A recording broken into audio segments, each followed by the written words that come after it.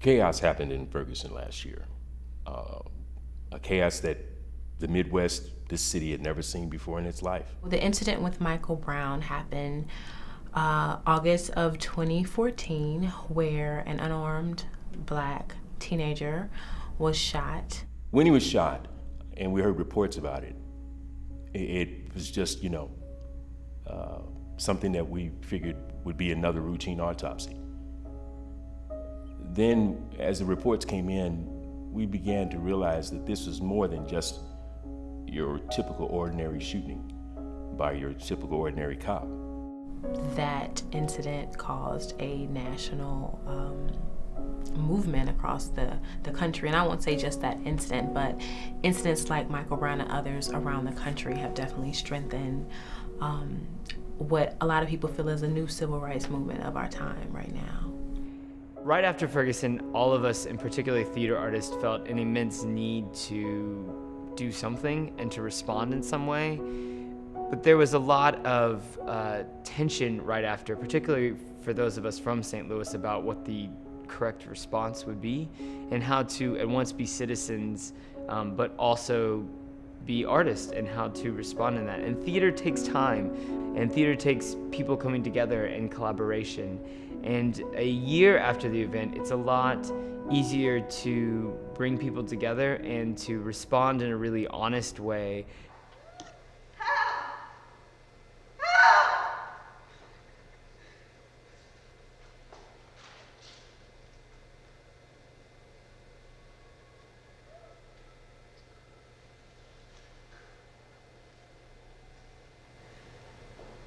Do you remember when you taught me to fly? Take my hand.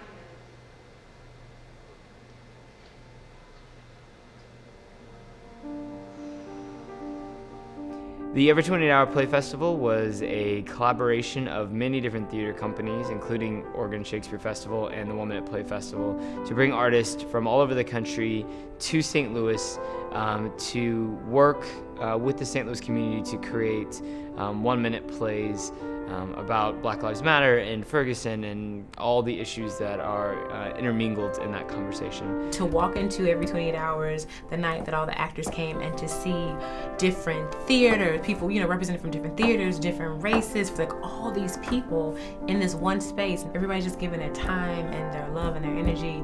And to me, that was the most powerful thing I've witnessed since living in St. Louis. We will win. We will matter.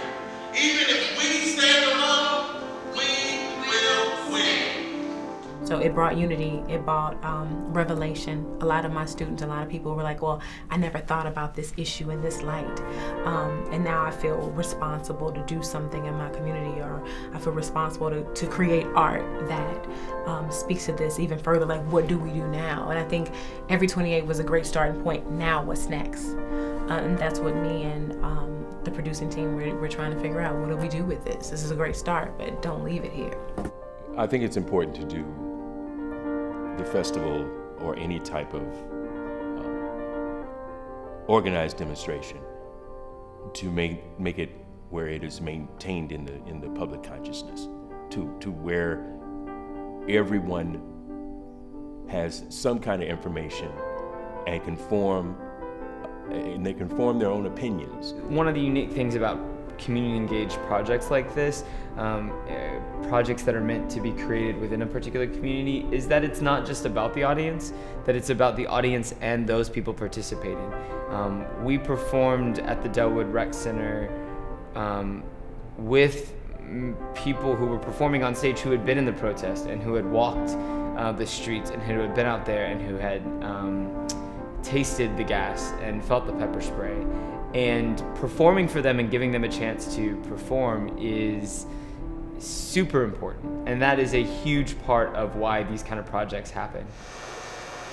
Rest in peace, baby girl. Your grandma loved you. All 7 years we shared.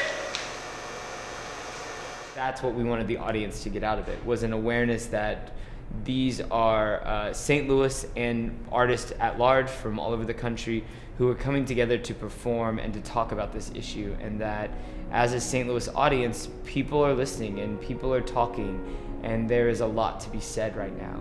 The goal was to talk about the statistic of every 28 hours and to hear different voices from every side of that. There were monologues about, from like police officers' perspective. There was monologues about, mothers, black mothers who have lost their sons. There were monologues about, being black in America. There are white people that want to be allies or don't know what to do or don't know how to help or, so we wanted to get everybody's voice in this project to look at all sides and then leave people to walk away and process all of that information in their own way.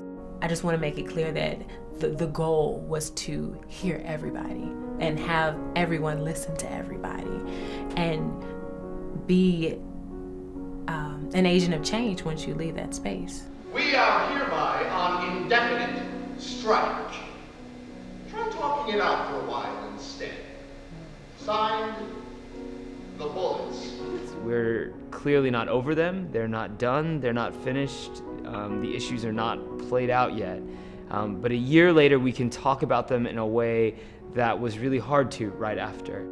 A year later, it's much easier for the St. Louis community to have a theatrical representation of the conversation that we've been having for a year and will be having for many years to come.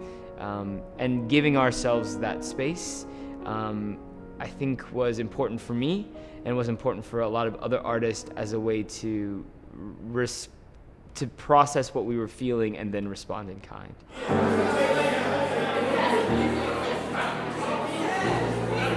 I'm just so tired. I'm so tired. So I just wanted to as an artist to give my input. But I didn't expect that I would feel what I'm feeling right now. And I'm just feeling a great sadness.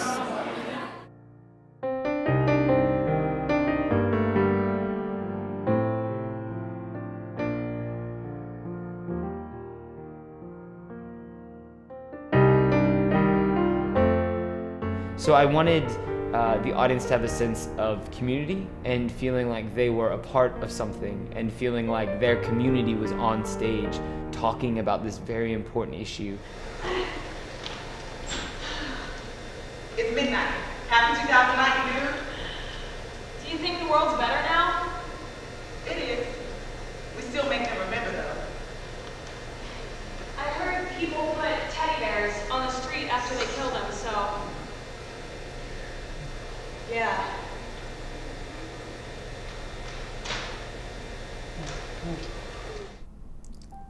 I think one statement I would say for anybody is what's next, and that's the same thing that I'm saying to myself every day. We get numb and we don't figure out what we can do where we are, and it's little things that we can do to kind of sew back into the world to illuminate some of the things that are going on and move things forward. And it might be small, but it's still important and crucial. Samuel DuBose, Eric Harris, Frank Shepard, Ortega Howard, Darius Stewart, Savannah Ellswood, Victor LaRosa, Jeremy Lett, Anthony Hill, Spencer McCain, Tony Robinson, Christian Taylor, Aaron Campbell,